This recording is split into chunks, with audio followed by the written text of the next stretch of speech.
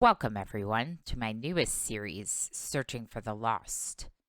After the tragic disappearance of the Lost Brotherhood, 7 of their family members set out on a rescue mission. They find the planet closest to where the lost ship was last seen and land in search of their family members. They scanned the planet to determine that some patches of the land were not livable and found their way to a nice temperate forest. From this location, they will build a settlement and begin searching for the lost, hoping to build a new home for their misplaced people. Our colonists include Imo Rama, who is skilled and passionate in shooting, construction, cooking, crafting, social, and intellectual, a coordinated diplomat, ascetic. They also have a decent medical skill, but no passion. They cannot clean or do plant work.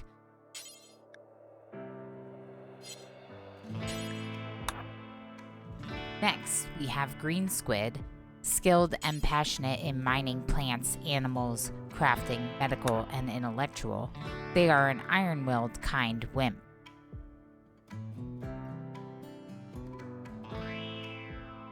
Our next colonist, Cavalier, is an Iron Man skilled medic, animal lover, skilled and passionate in shooting, melee, construction, animals, and medical.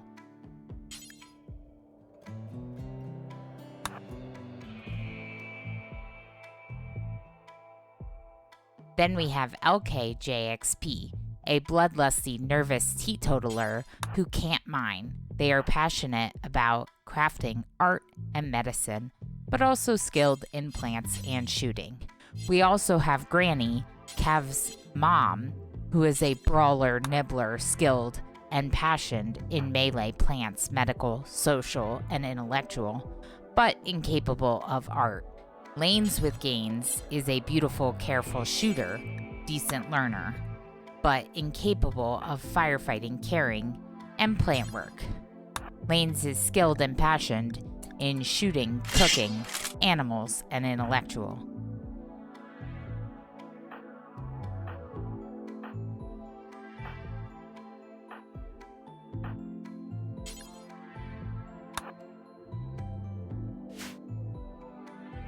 Our last colonist, Lal Ferenz, is a super immune, chemically fascinated, beautiful pawn who is passionate about shooting, mining, plants, and animals.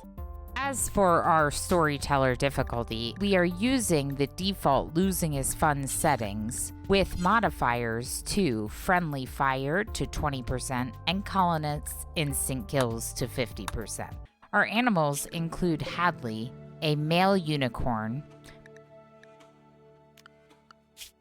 Baxter, a male German shepherd, and lastly, Tamara, who is a female Norwegian forest cat.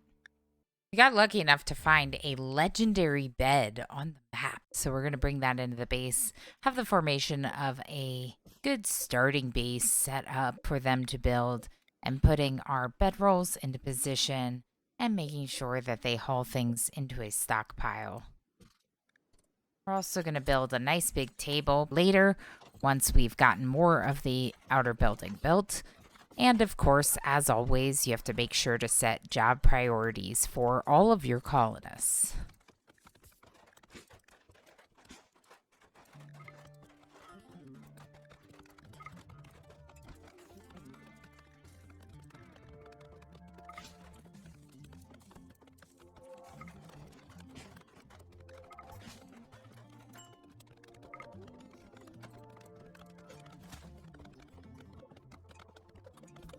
Check and make sure that all the things that degrade the most quickly are hauled in first with haul urgently.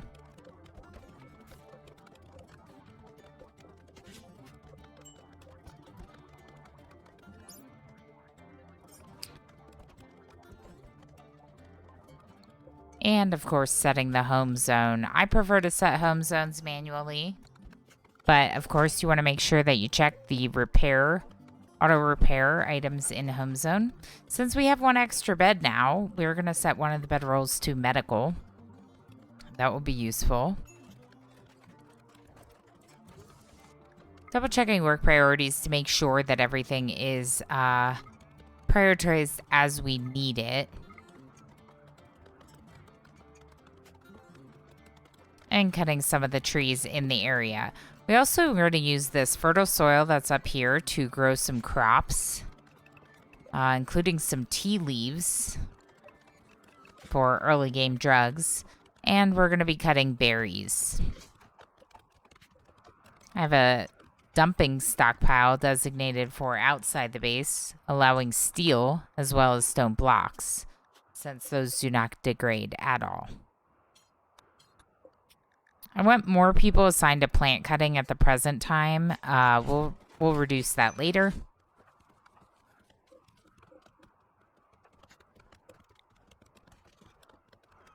And I'm actually going to prioritize the outer wall. We're starting with a wood fire generator for early game power. And our outer wall is built. Inner walls can now be worked on.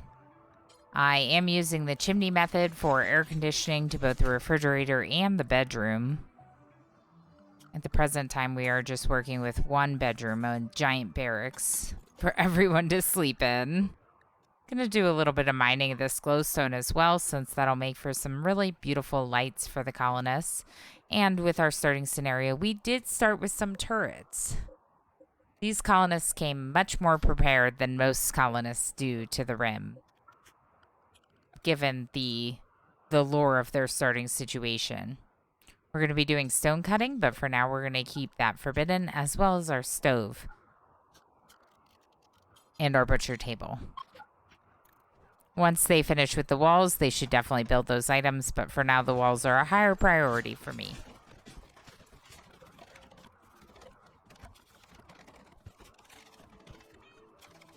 Making sure that construction is happening as a very high priority.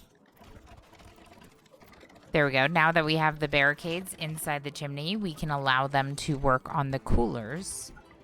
And I'm going to make sure that our food stockpile zone is set up, even though we don't have the coolers yet.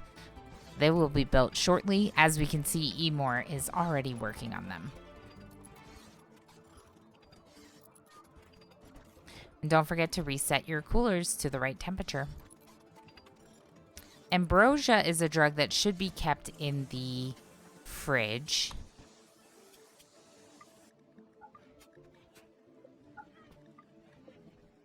In this case, I decided to keep all the drugs for convenience. Just throw them all in there. Gonna put sleeping spots in for our animals and allow them to start working on the production benches. We're also gonna ensure that there are wall lights in all of the rooms, as well as power running to those lights. Setting up an animal zone. I'm actually gonna keep the animals out of the main rooms as much as possible to reduce animal filth.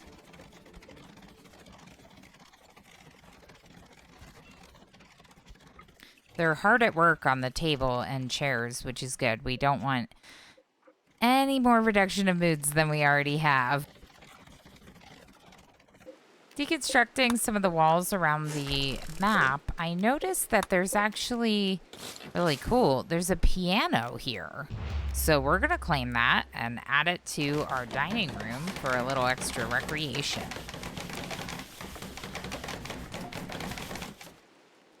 Our plants are growing, our crops are growing, and I think it's time to consider adding some bee houses.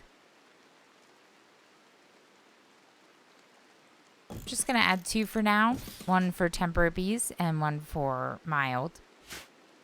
And then we're going to ensure that some of the trees with hives are set for cutting.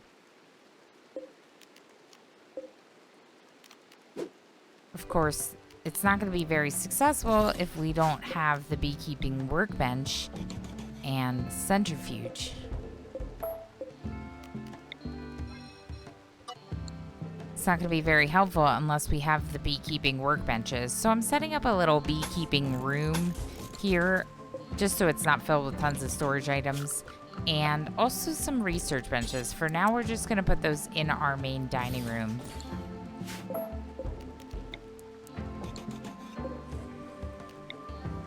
We have plenty of wood on the map, so most of the stuff is going to be built with wood. And our stove is built, so we're gonna queue up some meal making tasks. I wanna make sure that our best cooks are responsible for cooking. And I'd like to, since we don't have any food restrictions, I'd like to allow them to make carnivore as well as vegetarian fine meals. Probably should also be making some simple meals first and foremost, so let's queue that up as well. Put it at the top of the priorities list.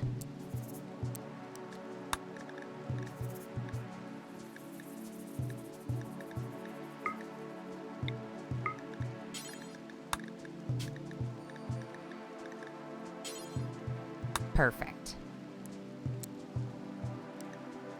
Things are coming together nicely. This is obviously just a temporary structure meant to provide some basic housing for everyone until we have more of a proper setup. But since power appears to be too low to run the stove, I'm going to be putting in a wind turbine as well. Trying to find the right space. We haven't deconstructed any of these old ancient structures yet, and our crops are a bit far away, so I decided to put it closer to the base and put in some crop zones for potatoes, since the fertility is much lower closer to the base.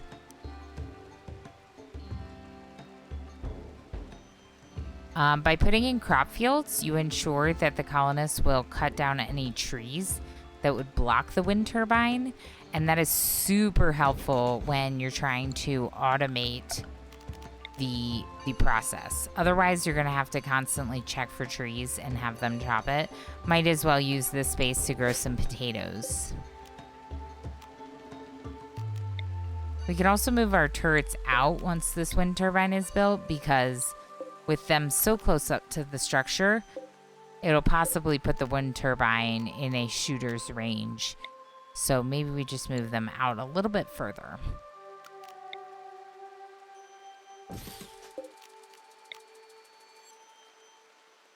Though we have the turrets, it should be noted that we don't have turrets researched. So if anything does happen to our starting turrets, they will be gone.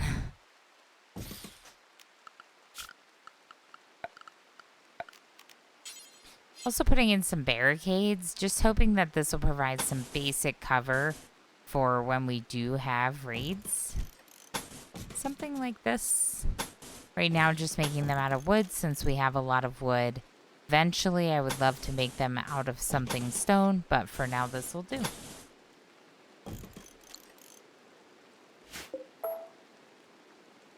I think that we have started a lot of stone cutting, so it is a good time to start thinking about outer walls for protection purposes. Especially knowing that zombies are coming, it might be a good idea to fully enclose the base with walls. And I'm going to use a little bit of the natural land formations to tell me how far away these walls should be. As our colony grows, it'll expand amongst these spaces, and I think that will work very well.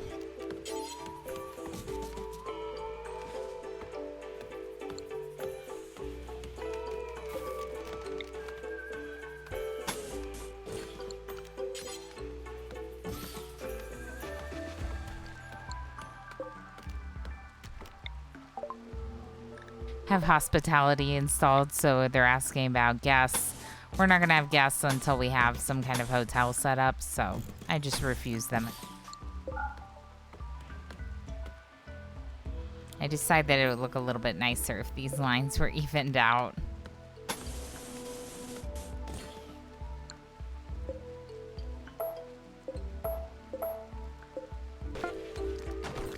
There's a timber wolf hunting green. Oh no, green is our weakest colonist for sure. They're not much of a fighter and they are a wimp. We did equip them with a knife because they're not non-violent, but I really wasn't planning on having green squid do any fighting, and I think the timber wolf knows this and is targeting that colonist. So let's make sure that some of the other friends help come to green's defense. And let's have green do a little bit of kiting. Okay, green.